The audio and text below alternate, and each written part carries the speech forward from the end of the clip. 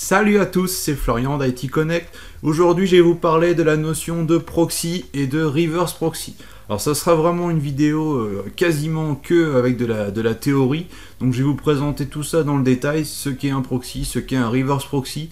Mais il y aura quand même une toute petite démo à peu près au milieu de la vidéo qui nous servira un petit peu d'entracte, on va dire, pour digérer tout ce que je vais vous expliquer. Alors je vais rentrer un petit peu dans le détail du fonctionnement malgré tout, même si ça reste théorique et une vidéo pour, on va dire, pour les débutants, pour apprendre ce qui est un proxy et un reverse proxy. Alors si vous êtes prêts, avant de commencer, je vous invite à vous abonner à la chaîne YouTube si ce n'est pas déjà fait. Et puis on va commencer par la première partie, c'est quoi un proxy ? Alors un serveur proxy, c'est ce que l'on appelle également un serveur mandataire.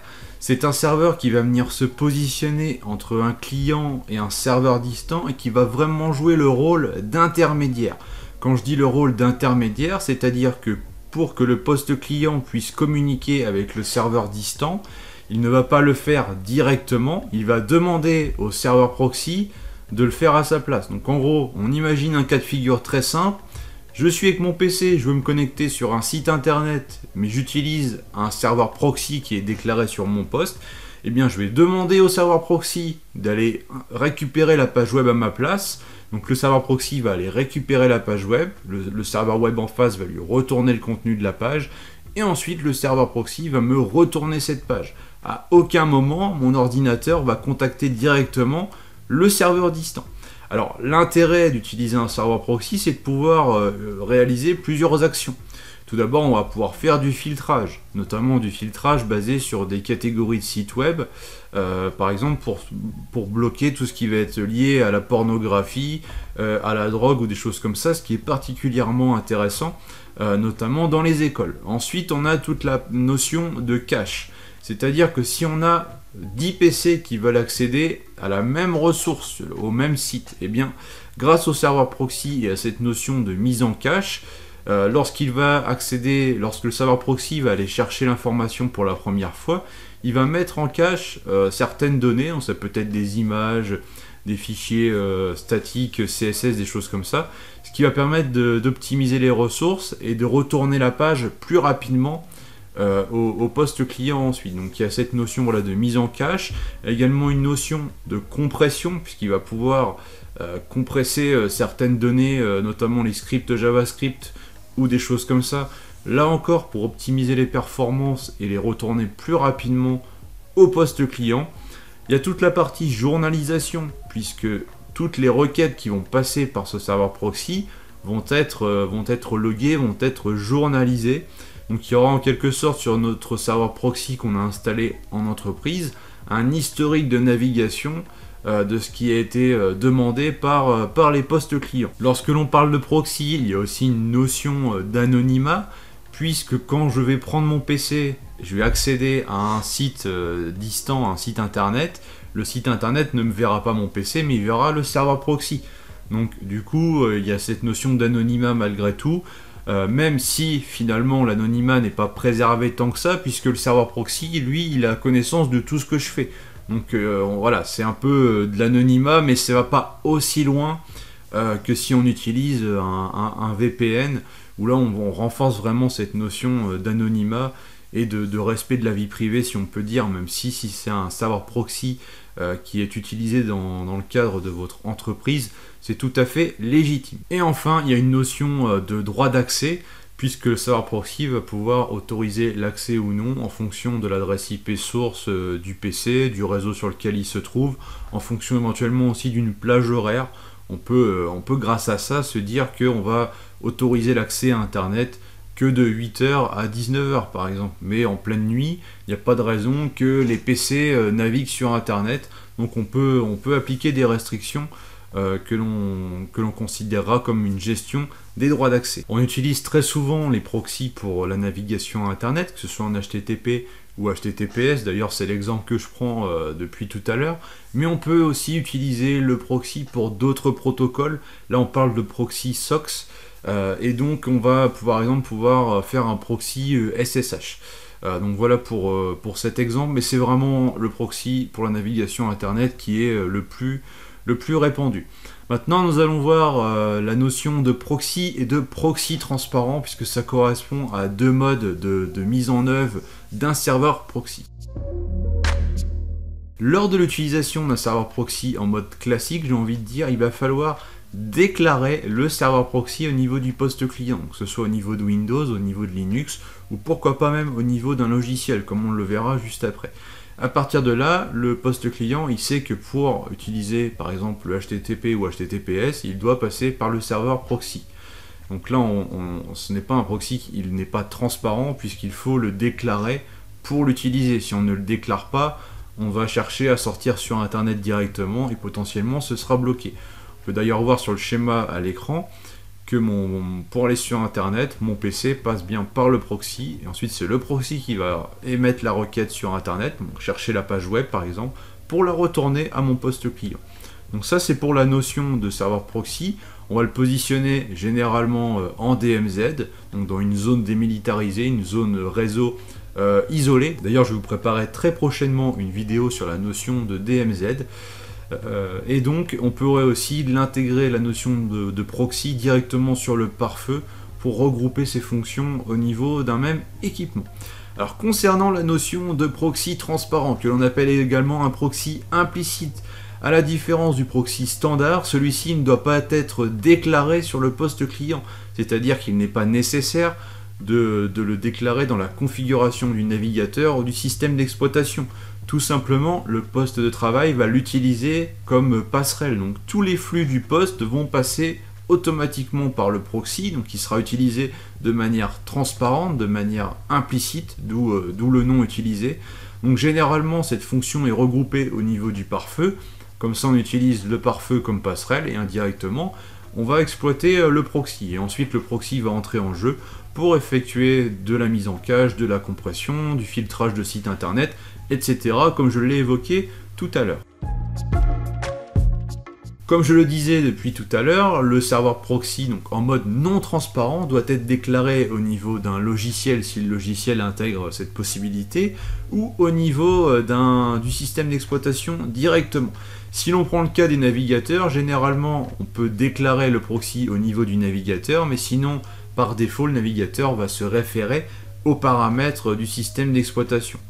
Si on veut effectuer une configuration plus largement sur un parc informatique complet par exemple, on va pouvoir s'appuyer sur des GPO, puisqu'il y a des paramètres de GPO qui vont nous permettre de configurer le serveur proxy et donc de pousser la configuration. Sinon, on peut aussi utiliser ce que l'on appelle un script d'autoconfiguration de proxy. Donc c'est un fichier avec l'extension .pac que l'on va mettre à disposition des clients. Et ce script va contenir un certain nombre d'instructions, avec notamment une fonction JavaScript spécifique, pour dire, bah tiens, pour accéder à tel site, tu utilises le proxy. Pour accéder à ce site-là, par exemple un intranet, tu ne passes pas par le proxy, etc., etc. On va aller beaucoup plus loin que simplement déclarer le proxy. Là, on va déclarer le proxy, mais avec certaines règles, certaines conditions. Alors, je vous avais promis une petite démo. Alors, ça ne sera pas ni la mise en œuvre d'un proxy, ni d'un reverse proxy. Ça viendra peut-être par la suite dans une autre vidéo, mais ça allait faire un petit peu trop lourd. Je vais vous montrer tout simplement comment déclarer un serveur proxy au niveau d'un navigateur et de Windows. Alors, je vais vous montrer sur Windows 11 comment procéder. Donc, on va cliquer sur le menu démarrer. On va aller dans Paramètres. Ensuite, on va se positionner à gauche dans Réseau et Internet, dans Proxy. Et ici, on va faire utiliser un serveur proxy configuré. Et donc là, on va activer l'option, on va mettre l'adresse du proxy, donc c'est peut-être une URL via un nom de domaine, ou alors tout simplement l'adresse IP et ensuite le port. Alors le port, je vais vous en parler juste après des différents ports que l'on peut utiliser. On voit ici qu'on peut mettre en place des exclusions et voire même dire que le proxy ne doit pas être utilisé pour les adresses liées à la notion d'intranet, donc le réseau local. Donc voilà pour le faire au niveau de Windows. Pour le faire au sein d'un navigateur, je vais prendre par exemple le cas de Firefox.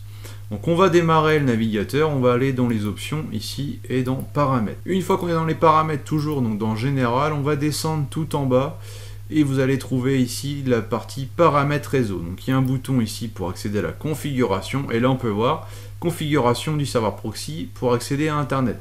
Par défaut, c'est utiliser les paramètres proxy du système, donc en l'occurrence les paramètres Windows que l'on a vu juste avant. Et on peut ici déclarer pas de proxy, donc là il ne va pas prendre les paramètres Windows. Et donc ici on peut déclarer un proxy manuellement pour le HTTP et le HTTPS notamment, et la notion de SOCKS que j'ai évoquée tout à l'heure. Alors là on va mettre comme pour Windows l'adresse IP et le port, et ensuite Firefox sait qu'il doit contacter notre proxy pour chaque requête liée au protocole HTTP ou HTTPS. Alors en entreprise, si vous forcez le proxy au niveau de Windows par GPO, il faut aussi penser dans votre GPO à bloquer l'accès aux paramètres de connexion au niveau de Firefox pour pas que l'utilisateur puisse venir ici et cocher pas de proxy, ou éventuellement définir un autre proxy au niveau du navigateur. Et potentiellement contourner votre restriction en fonction des règles de pare-feu qui sont en place. Alors voilà pour cette petite démo, je vous ai vraiment dit que c'était très court, mais voilà, je souhaitais vous montrer au moins cette partie-là, donc la configuration d'un serveur proxy au niveau d'un poste client. Je vous parle de serveur proxy depuis le début, mais comment on fait pour mettre en place un serveur proxy? Eh bien, il existe de nombreuses solutions. La plus connue, je pense que c'est la solution Squid, donc, qui a été créée en juillet 1996. Donc pour vous dire, c'est pas tout jeune et c'est un logiciel qui est toujours maintenu aujourd'hui. Il est vraiment très performant, très utilisé, très réputé. Enfin moi voilà, c'est le premier proxy que j'ai mis en place, c'était un serveur Squid et ça remonte déjà à pas mal d'années. Alors Squid, c'est un paquet indépendant que l'on va venir installer sur une machine Linux. Après, on va le configurer, notamment on peut le configurer avec les fichiers de config en mode brut, on va dire. Mais on peut aussi l'installer en tant que paquet sur un pare-feu pfSense. Et on va pouvoir du coup le configurer à partir d'une interface web. Et ça va permettre de regrouper à la fois la fonction de pare-feu et de proxy sur le même serveur. Ensuite, on va installer un autre paquet qui s'appelle SquidGuard, qui va venir se greffer sur Squid et qui va permettre d'appliquer du filtrage, notamment du filtrage pour les catégories de sites internet, ou appliquer des restrictions sur les horaires, etc. etc. Et enfin, au niveau des solutions payantes que je pourrais citer, il y en a deux assez connues, c'est Olfeo et Ucopia, que vous connaissez peut-être déjà. Si vous voulez monter un serveur proxy pour vous amuser un petit peu, eh bien, je vous encourage tout simplement à vous renseigner sur Squid. Le serveur proxy en tant que tel, ce n'est pas un protocole, donc il n'y a pas de port associé où on sait que le serveur proxy c'est forcément tel port. En fait, on peut mettre un petit peu le port que l'on veut, mais généralement il y a deux ports qui ressortent, c'est le 3128 et le 8080. Alors pourquoi le 3128? Eh bien tout simplement parce que quand on installe un serveur proxy basé sur Squid, il utilise par défaut le port 3128. Du coup, ça s'est un petit peu répandu, le fait que le serveur proxy utilise généralement le port 3128. Donc c'est pour ça qu'on en rencontre très souvent sur ce port-là. Une alternative, c'est d'utiliser le port 8080. Donc ça, c'est également un cas de figure que j'ai rencontré assez souvent. Mais rien ne vous empêche de monter un proxy sur le port 80 si ce port n'est pas utilisé. Il y a autre chose qu'il faut savoir avec la notion de serveur proxy, c'est que l'on va pouvoir contourner les restrictions. D'une part, on va pouvoir contourner les restrictions géographiques, puisqu'en s'appuyant sur un serveur proxy, si par exemple on veut accéder à un site qui est dans un pays étranger, vis-à-vis du pays dans lequel se situe notre PC, et bien si on passe par un serveur proxy qui se situe lui aussi dans ce pays étranger, et bien l'hôte distant va seulement voir le serveur proxy et pas notre PC, et donc potentiellement il devrait nous autoriser à accéder à la ressource, alors que de base l'accès serait refusé à partir du pays dans lequel on se situe. Et cette notion de contourner les restrictions via un serveur proxy peut permettre aussi de contourner les restrictions mise en place au niveau d'un pare-feu au sein d'une entreprise. Donc ça nécessite, vous en tant qu'administrateur système et réseau, de bien faire attention, de bien durcir la configuration de votre pare-feu si vous voulez pas qu'un petit malin s'amuse à contourner les restrictions que vous avez mises en place. Alors, on va vous prendre un exemple tout bête. J'ai mon poste de travail qui est connecté sur un réseau local. Il y a un pare-feu et ce pare-feu m'empêche d'accéder au site qui est à l'adresse domaine.xyz. Donc dès que je veux accéder à ce site, le pare-feu me bloque, donc la requête n'aboutit pas. Alors ce que je vais pouvoir faire du coup, c'est configurer sur ma machine un serveur proxy. Donc il existe de nombreux serveurs proxy disponibles sur internet. Vous pouvez aussi vous monter votre propre serveur proxy. Et donc je vais connecter mon poste de travail à mon serveur proxy, et comme ça je vais demander à mon serveur proxy d'aller me récupérer la page du site domaine.xyz.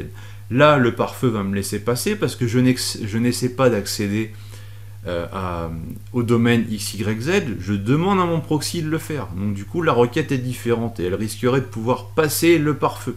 Donc ensuite, c'est le proxy qui va me retourner la page. Et donc grâce à cette astuce, je vais pouvoir contourner la restriction mise en place au niveau du pare-feu. Alors ça dépend de la configuration du pare-feu, parce que si vous utilisez un serveur proxy qui écoute sur le port 3128 et que votre pare-feu, lui, il bloque les requêtes à destination du port 3128, vous n'allez même pas pouvoir communiquer avec votre proxy, et donc vous n'allez pas pouvoir contourner la restriction. Après, rien ne vous empêche de monter votre propre serveur proxy sur un serveur chez un hébergeur ou même chez vous, que vous utilisez comme rebond, et un serveur proxy qui écoute sur le port 80 ou 443. Voilà pour la petite astuce, et ça peut vous permettre de contourner les restrictions en fonction de ce qui a été mis en place au niveau du pare-feu de votre entreprise ou de l'endroit où vous êtes connecté. Nous en avons fini avec cette première partie de la vidéo où je vous ai présenté la notion de proxy. Maintenant on va s'intéresser à la notion de reverse proxy. C'est quoi un reverse proxy? On va commencer par répondre à cette question. Alors, comme son nom l'indique, un reverse proxy va fonctionner à l'inverse d'un proxy, on peut dire. Donc, il va permettre à des utilisateurs externes, donc on peut dire connectés à Internet, d'accéder à une ressource connectée sur notre réseau local, sans accéder directement au serveur, mais en passant par le reverse proxy. En gros, le cas très, très courant, c'est d'avoir plusieurs serveurs web, donc pour redonder un site internet derrière un serveur proxy, un reverse proxy, et donc le poste client il va accéder au site internet, et en fait il va se connecter non pas sur le serveur web directement, il va se connecter sur le reverse proxy, et c'est le reverse proxy qui va réceptionner la requête et qui va envoyer la requête à l'un des serveurs web disponibles pour qu'elle soit traitée, et ensuite le serveur web répond au reverse proxy et le reverse proxy renvoie la requête au poste client. Donc le poste client ne communique jamais en direct avec le serveur web, c'est vraiment le reverse proxy qui fait l'intermédiaire. On est toujours sur cette notion d'intermédiaire entre un serveur et un poste client. Donc comme on peut le voir sur le schéma ici, j'ai mon poste de travail sur internet qui contacte le reverse proxy, et ensuite le reverse proxy il répartit les requêtes entre mes trois serveurs web en fonction des postes clients. Donc, si on fait une petite analogie, une comparaison avec le casino et plus particulièrement les jeux de table, on peut se dire que le croupier, donc le reverse proxy, va distribuer les cartes aux différents joueurs autour de la table qui participent à la partie. Alors autrement dit, le reverse proxy, donc le croupier, va distribuer les cartes, c'est-à-dire les connexions entrantes des clients, vers les joueurs, c'est-à-dire les serveurs qui participent à la partie, donc qui font partie du pool de serveurs web qui héberge ce site internet. Donc sur le schéma ici, on peut voir que le reverse proxy est intégré à notre pare-feu, c'est le même serveur, c'est un cas courant, mais on peut rencontrer une autre méthode de configuration où le reverse proxy est un serveur indépendant, et donc dans ce cas-là, le reverse proxy va être positionné en DMZ, le pare-feu sera au centre, il laissera entrer les communications vers le reverse proxy sur certains ports spécifiques bien sûr, et reverse proxy va contacter lui les serveurs web qui seront dans le réseau local, et tout ça avec un cheminement comme on peut le voir ici à l'écran, où bien sûr les postes de travail connectés à internet distants ne vont jamais communiquer en direct avec les serveurs web. Il faut vraiment garder à l'esprit que le reverse proxy, comme le serveur proxy, jouera le rôle d'intermédiaire et qu'il n'y aura jamais de communication directe entre les postes de travail et les serveurs web, ou les serveurs de messagerie. Voilà, j'ai pris l'exemple des serveurs web, mais ça ne sert pas qu'aux serveurs web. Et finalement, comme un serveur proxy, le reverse proxy va mettre en cache des informations, des éléments statiques notamment, des images, des scripts, des choses comme ça, pour indirectement soulager les serveurs web qui sont derrière et optimiser les performances pour répondre aux requêtes web plus rapidement suite aux demandes des postes de travail distants. Alors un reverse proxy peut aiguiller les flux, c'est-à-dire envoyer les requêtes vers tel ou tel serveur web en fonction également du site auquel veut accéder le client. Si le client veut accéder au site A, eh bien on va renvoyer vers le serveur web qui correspond et qui héberge le site A. Si un autre client arrive pour le site B, on va renvoyer vers le bon serveur web. Donc il y a vraiment aussi cette notion d'aiguillage vers la bonne ressource. Donc tout ça est déclaré dans la configuration du reverse proxy.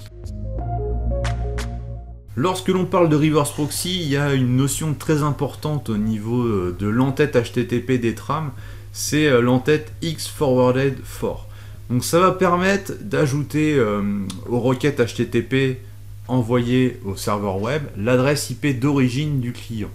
Parce qu'en fait, quand le serveur web reçoit la requête de connexion, il sait que, il voit l'adresse IP du reverse proxy puisque c'est lui qui le communique directement.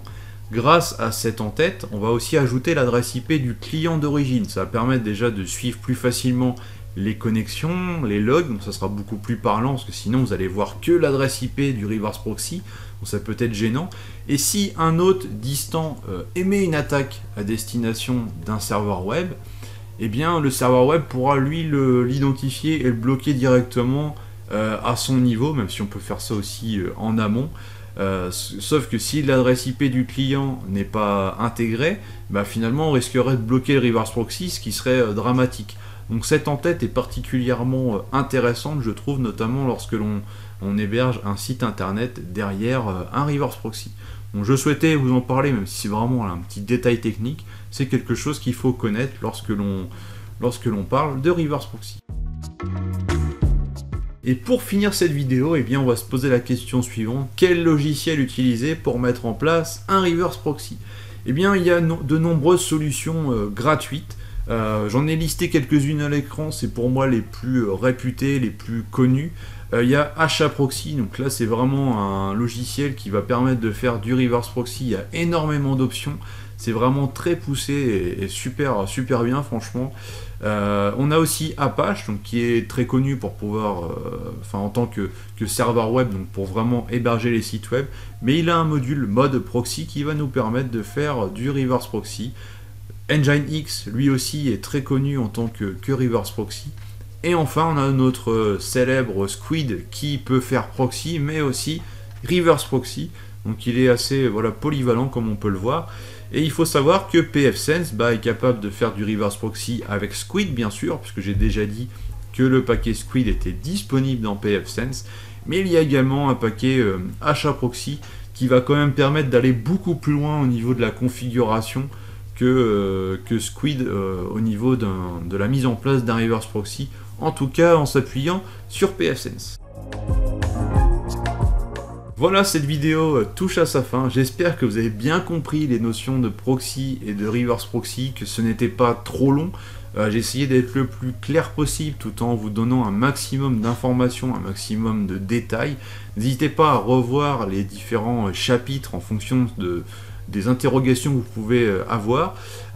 Si ça vous intéresse d'avoir des tutos vidéo ou écrits sur la configuration d'un proxy ou d'un reverse proxy, n'hésitez pas à me le dire, mais je vais déjà vous mettre quelques liens très utiles dans la description de la vidéo. Et puis si vous avez aimé, n'hésitez pas à liker et à partager. On se retrouve rapidement, et notamment il y aura bientôt une vidéo sur la notion de DMZ. Ciao!